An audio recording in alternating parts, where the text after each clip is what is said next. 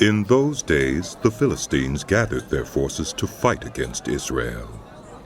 Achish said to David, "You must understand that you and your men will accompany me in the army."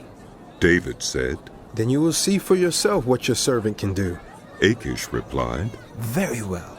I will make you my bodyguard for life." Now Samuel was dead, and all Israel had mourned for him and buried him in his own town of Ramah. Saul had expelled the mediums and spiritists from the land. The Philistines assembled and came and set up camp at Shunem, while Saul gathered all Israel and set up camp at Gilboa. When Saul saw the Philistine army, he was afraid. Terror filled his heart. He inquired of the Lord, but the Lord did not answer him by dreams or Urim or prophets. Saul then said to his attendants, "Find me a woman who is a medium so I may go and inquire of her." "There is one in Endor," they said.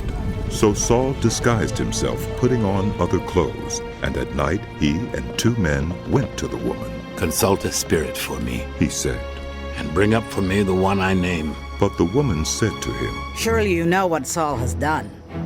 He's cut off the mediums and the spiritists from the land. Why have you set a trap for my life to bring about my death?" Saul swore to her by the Lord, "As surely as the Lord lives, you will not be punished for this." Then the woman asked, "Whom shall I bring up for you?" "Bring up Samuel," he said. When the woman saw Samuel, she cried out at the top of her voice and said to Saul, "Why have you deceived me? You are Saul." The king said to her, "Don't be afraid. What do you see?"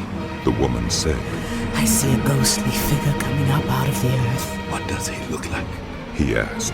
"An old man wearing a robe is coming up," she said. Then Saul knew it was Samuel, and he bowed down and prostrated himself with his face to the ground. Samuel said to Saul, "Why have you disturbed me by bringing me up?" "I am in great distress," Saul said. "The Philistines are fighting against me, and God has departed from me. He no longer answers me, either by prophets or by dreams. So I have called on you to tell me what to do." Samuel said, "Why do you consult me now that the Lord has departed from you and become your enemy? The Lord has done what he predicted through me. The Lord has torn the kingdom out of your hands and given it to one of your neighbors, to David. Because you did not obey the Lord or carry out his fierce wrath against the Amalekites, the Lord has done this to you today. The Lord will deliver both Israel and you into the hands of the Philistines, and tomorrow you and your sons will be with me. The Lord will also give the army of Israel into the hands of the Philistines." Immediately Saul fell full length on the ground, filled with fear because of Samuel's words. His strength was gone, for he had eaten nothing all that day and all that night. When the woman came to Saul and saw that he was greatly shaken, she said, "Look, your servant has obeyed you. I took my life in my hands and did what you told me to do. Now, please listen to your servant and let me give you some food so you may eat and have the strength to go on your way." He refused and said, "I will not eat." But his men joined the woman in urging him, and he listened to them. He got up from the ground and sat on the couch. The woman had a fattened calf at the house, which she butchered at once. She took some flour, kneaded it, and baked bread without yeast. Then she set it before Saul and his men, and they ate. That same night they got up and left.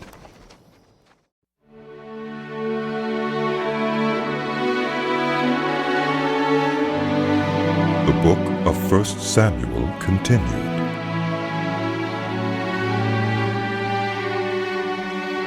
The Philistines gathered all their forces at Aphek, and Israel camped by the spring in Jezreel. As the Philistine rulers marched with their units of hundreds and thousands, David and his men were marching at the rear with Achish. The commanders of the Philistines asked, "What about these Hebrews?"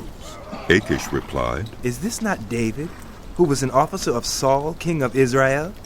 He has already been with me for over a year, and from the day he left Saul until now, I have found no fault in him. But the Philistine commanders were angry with Achish and said, Send the man back, that he may return to the place you assigned him.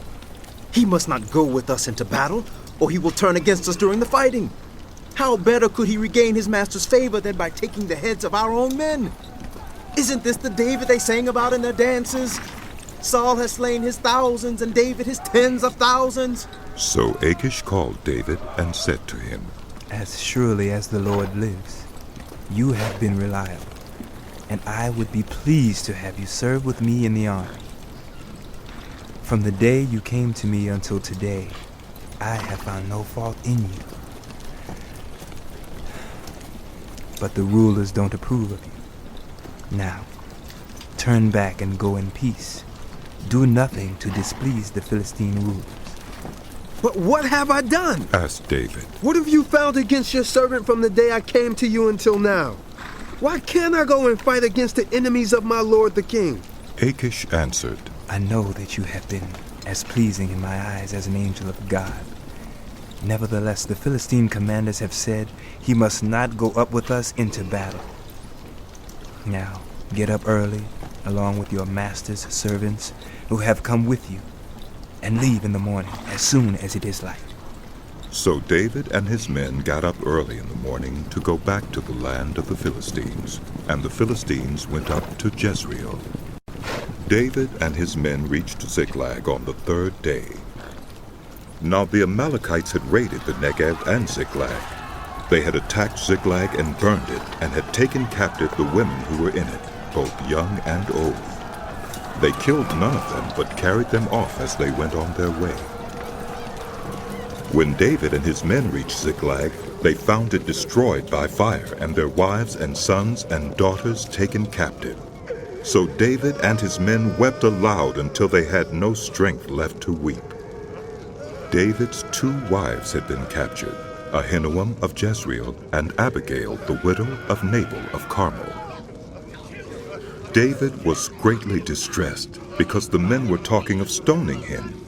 Each one was bitter in spirit because of his sons and daughters. But David found strength in the Lord, his God. Then David said to Abiathar the priest, the son of Ahimelech, Bring me the ephod.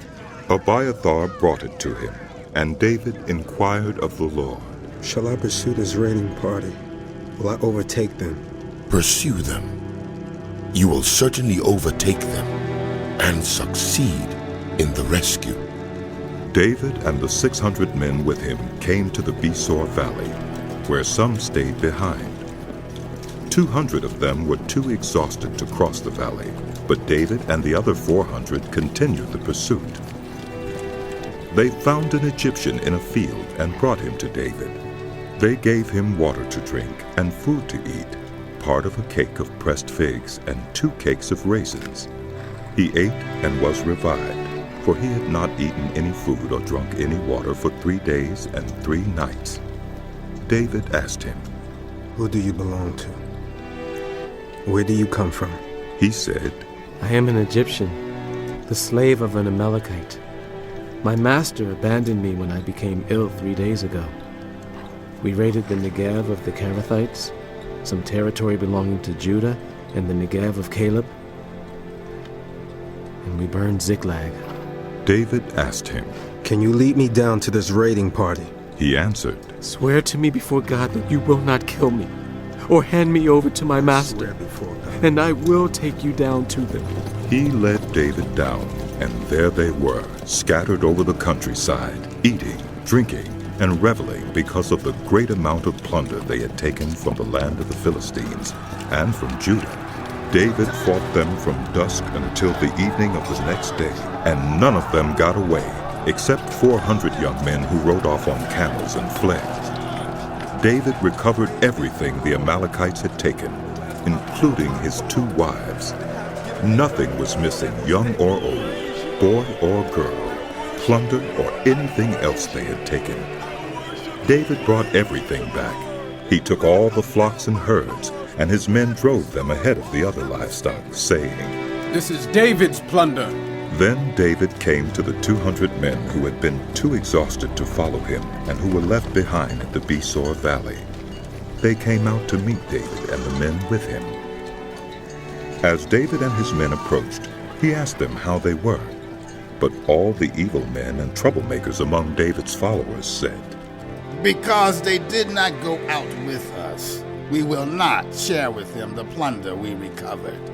However, each man may take his wife and children and go."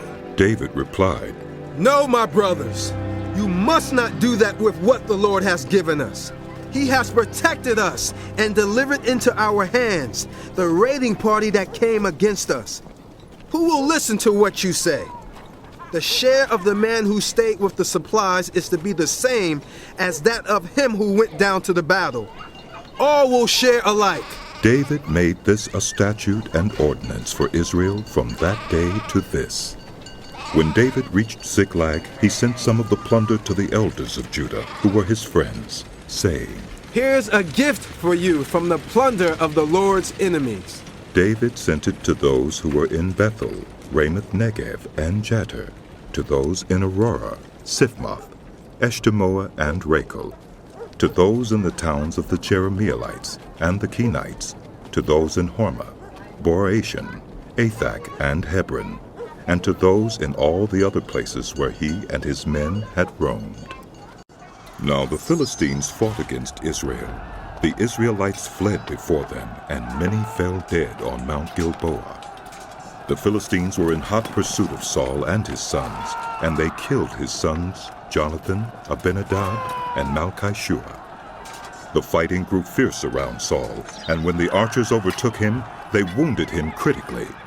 Saul said to his armor-bearer, "Draw your sword and run me through. And these uncircumcised fellows will come and run me through and abuse me." But his armor-bearer was terrified and would not do it. So Saul took his own sword and fell on it. When the armor-bearer saw that Saul was dead, he too fell on his sword and died with him. So Saul and his 3 sons and his armor-bearer and all his men died together that same day.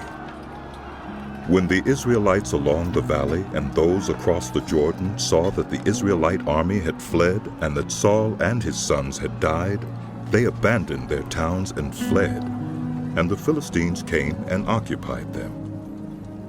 The next day, when the Philistines came to strip the dead, they found Saul and his 3 sons fallen on Mount Gilboa. They cut off his head and stripped off his armor, and they sent messengers throughout the land of the Philistines to proclaim the news in the temple of their idols and among their people. They put his armor in the temple of the Ashtoreths and fastened his body to the wall of Bethshan. When the people of Jabesh Gilead heard what the Philistines had done to Saul, all their valiant men marched through the night to Bethshan. They took down the bodies of Saul and his sons from the wall of Bethshan and went to Jabesh, where they burned them. Then they took their bones and buried them under a tamarisk tree at Jabesh, and they fasted 7 days.